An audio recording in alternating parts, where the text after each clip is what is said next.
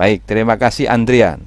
Sekarang saya ingin menanyakan pertanyaan yang sama pada Rini Amalia yang oleh Zoom tiba-tiba digeser ke samping saya. Iya, Bapak. Iya, pertanyaan saya sama. Mudah-mudahan kamu menyimak pertanyaan saya pada Andrian tadi. Jawabanmu apa sekarang? Saya tidak akan mengulang pertanyaannya. Untuk yang sudah saya baca itu, saya kebetulan juga mempunyai buku kumpulan puisi karya Jokpin berjudul Kekasihku. Ada 61 buah puisi yang tertulis di sana. Terus kalau untuk buku kumpulan puisi yang lain itu saya baru mempunyai yang Jokpin ini. Selain itu saya biasanya melihat-lihat di PDF, hasil Google dan sebagainya seperti Aan Mansur, Hairil Anwar, sama Sapardi Djoko Darmono, Bapak. Dari nama-nama yang kamu sebutkan tadi, pelajaran apa yang kamu peroleh dalam hal membuat puisi yang bagus? Baik, pelajaran yang saya dapatkan itu tentu mengetahui bagaimana diksi yang indah itu diciptakan atau dihasilkan. Sebelumnya biasanya puisi yang saya hadirkan itu atau yang saya pernah tulis sebelumnya, sebelum saya memasuki semester 5 dengan mengambil mata kuliah menulis kreatif sastra, itu lirik saya itu biasanya biasa saja, tapi ketika memasuki perkuliahan ini dengan kreatif sastra itu menambah pengalaman saya pribadi dengan cara saya membaca berbagai macam literasi dari sastrawan yang terkenal di Indonesia, meningkat hasil puisi yang sudah saya hasilkan itu, diksi-diksinya itu meningkat indah seperti itu, Bapak. Itu menurut penilaian saya pribadi. Yang awalnya misalkan waktu itu saya bisa menciptakan dalam satu bait itu cuman ujungnya i atau a atau ai. Sekarang kayak saya bisa seolah bercerita bisa kayak dicampur aduk dengan a i b c seperti itu, Bapak. Itu Ya, saja. sajaknya sudah tidak ada di ujung ya. Kalau dulu baru mengenal puisi sajaknya di ujung seperti syair ya. Sekarang sudah tahu bahwa sajak itu tidak harus ada di ujung, tetapi dia bisa ada di dalam, bisa ada di awal, bisa ada di mana-mana gitu. Nah, kemampuan untuk menciptakan bunyi yang tidak hanya di ujung itu perlu latihan yang lama. Puisi yang baik dan puisi yang buruk bisa dilihat dari diksinya ataupun rimanya. Biasanya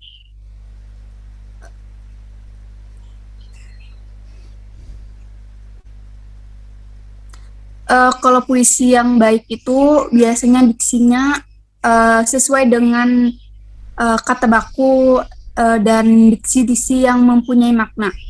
Sedangkan puisi yang buruk itu tidak, di dalam puisinya tersebut maknanya itu tidak jelas gitu, Pak. Terus ada maknanya mengandung kayak hinaan, terus mengandung cacian gitu, Pak. Dan sedangkan puisi yang baik itu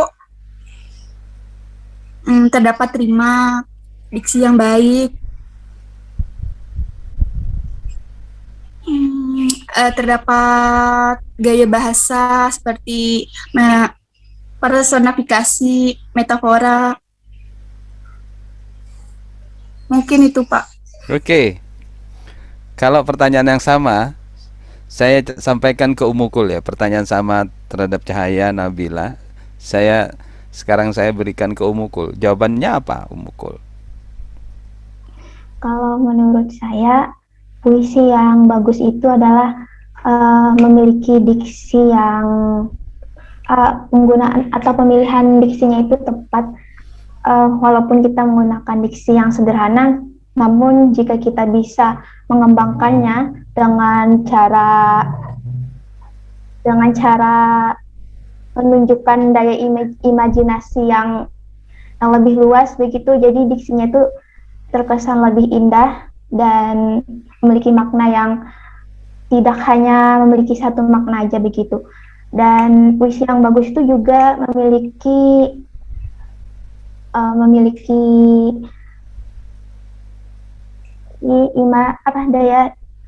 itu sebutannya daya imajinasi seperti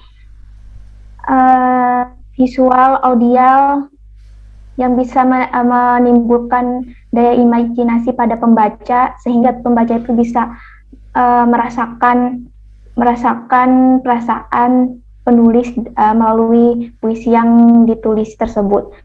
Selain itu, puisi yang bagus itu juga memiliki kiasan seperti penggunaan majas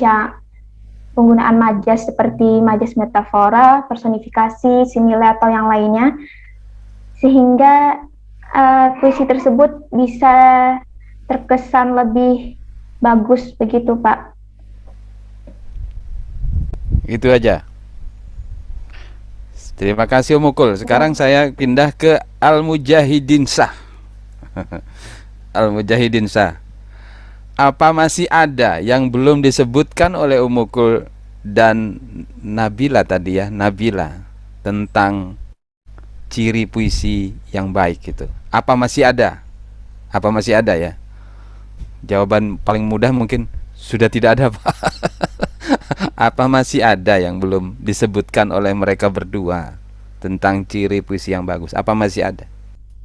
Mungkin kalau dari saya itu kurang lebih seperti jawaban Mukul dan yang satunya lagi, karena memang benar bahwa ciri-ciri puisi yang baik itu seperti yang mereka katakan, tetapi di sini saya akan menambahkan statement bahwa puisi yang baik itu memiliki makna yang, misalnya satu orang menganggap puisi ini memiliki makna A, tetapi orang yang lain menganggap bahwa puisi itu memiliki makna B, C, ataupun D. Nah, jadi itu menimbulkan ambiguitas atau kebingungan pada suatu karya. Jadi kalau menurut saya puisi itu dianggap baik, Pak, karena berhasil membingungkan orang, tidak mudah ditebak. Nah, itu, Pak. Kemudian untuk sedikit tambahan lagi bahwa puisi yang baik itu biasanya harus memiliki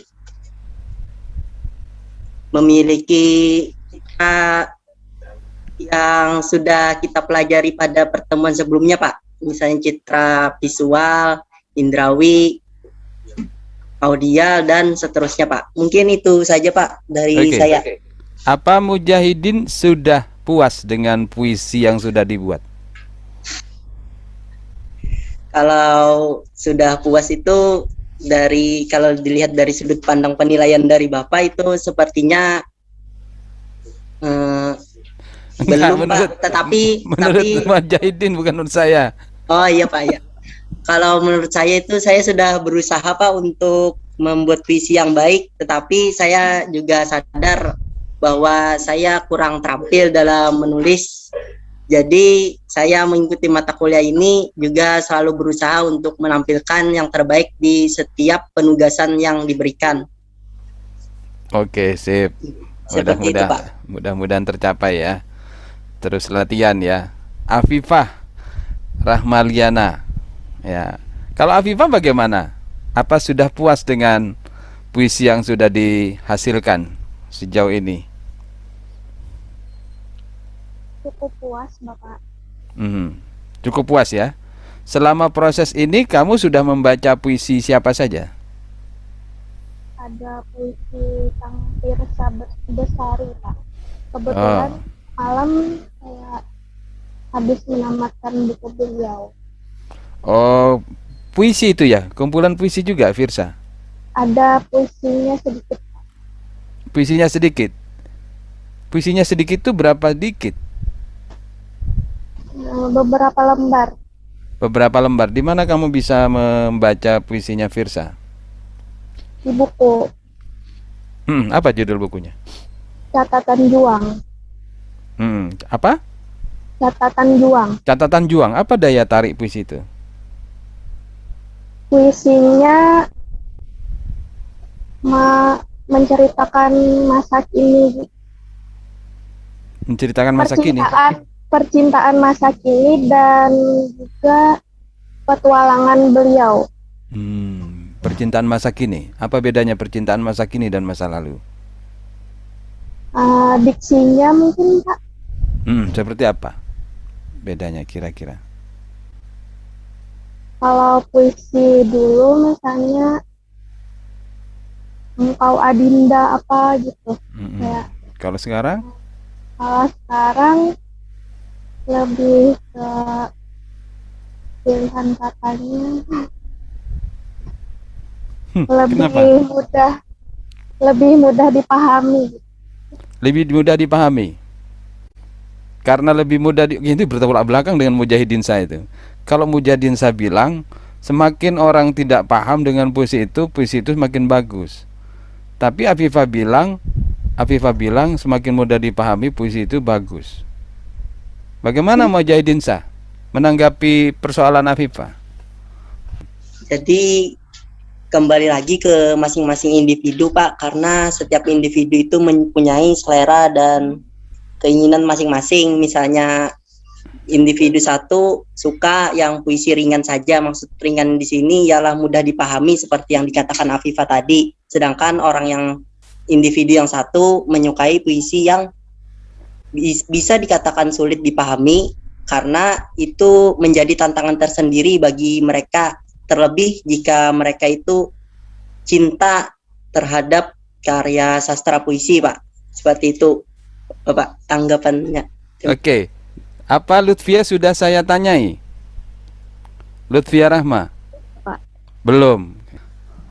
Kalau pada akhirnya kata Mujahidin Sah, puisi kembali ke selera, ya, berarti tidak ada dong puisi baik dan buruk. Gimana menurut kamu? Menurut saya puisi yang baik dan buruk tetap ada, ya, tapi tergantung penilaian individu masing-masing kembali. Jadi saya bisa saja menilai puisi orang lain itu buruk atau menilai puisi orang lain itu baik, tergantung bagaimana saya menafsirkan apa isi dari puisi tersebut, Bapak. Jadi sepertinya puisi buruk dan baik itu tetap ada, walaupun tetap tergantung dengan masing-masing individu. Jawabannya semakin membuat saya bingung. Kalau gitu saya tanya ke Halimatus Suada saja. Halimatus. Mohon maaf Bapak, tetangga saya lagi karaoke. Oh iya, karaoke. Enggak apa-apa, karaoke-nya enggak terdengar ke sini kok. Suaramu saja yang puitis sampai di sini. Kalau menurut saya, puisi yang baik dan buruk itu tergantung perspektif masing-masing Pak, tapi mungkin kita bisa menilainya dari mana baik dan buruknya itu tergantung isi puisinya, seperti gaya puisinya seperti apa, gaya bahasanya, lalu citra indrawinya, apakah dari puisi yang ada yang kita nilai ini sudah memuat segala unsur yang penting untuk puisi, seperti itu Bapak. Coba bisa sedikit uraikan gantungan itu. Kan katanya tadi tergantung. Maka kita bisa bicara gantungannya kan? Ada banyak gantungan berarti, ya. Gantungan 1, gantungan 2, gantungan 3. Saya minta contoh satu saja gantungan yang membuat sebuah puisi bisa baik, bisa buruk. Kalau menurut saya, puisi yang buruk itu yang tidak mempunyai citra atau citranya itu terlalu mudah Bapak. Maksudnya itu ada yang diksinya juga buruk, gaya bahasanya tidak ada, seperti itu. Sedangkan puisi yang baik, menurut saya seperti puisi yang mempunyai diksi seperti diksi gaya bahasa, seperti personifikasi, metafora, similainya lengkap, atau paling tidak ada 1 atau 2 gaya bahasa seperti itu Bapak. Baik, terima kasih Halimatus ya, itu salah satu gantungan ya.